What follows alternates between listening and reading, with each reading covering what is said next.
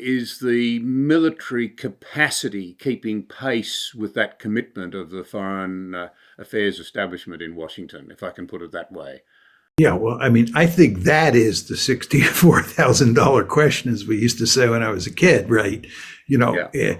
is the United States pursuing a smart strategy for dealing with China, for dealing with Russia? Is it spending its money wisely? Is it in a good position to fight a war should one break out? I mean, I think that if you look at what's happening in Ukraine, it's quite clear that the United States made a number of mistakes in terms of managing the defense establishment since the end of the Cold War.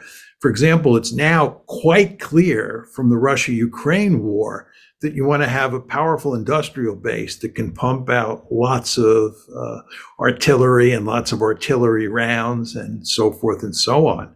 And one of the principal reasons that the Russians are in very good shape in the Russia-Ukraine war is because the Russians have significant manufacturing capability when it comes to weaponry, and they can pump out huge numbers of artillery tubes and tanks and so forth and so on.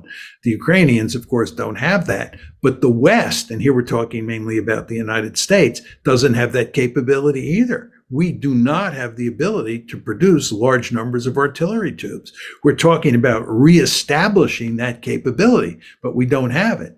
So the United States has a defense establishment, a military establishment that is now learning lessons in Ukraine. Drones is another example. I mean, I don't think we fully appreciated just how important drones are for waging modern warfare. And we're moving quickly to try to rectify that problem. But we have a number of shortcomings that have to be fixed if we're going to contain China in smart ways. And I'm sure the Australians who are watching the war in Ukraine are, deriving similar lessons and thinking about how to fashion their military forces moving forward. And furthermore, how the United States and Australia can work together to deal with specific scenarios that might occur in the future. So I don't want to be Panglossian here in talking about where the United States is today.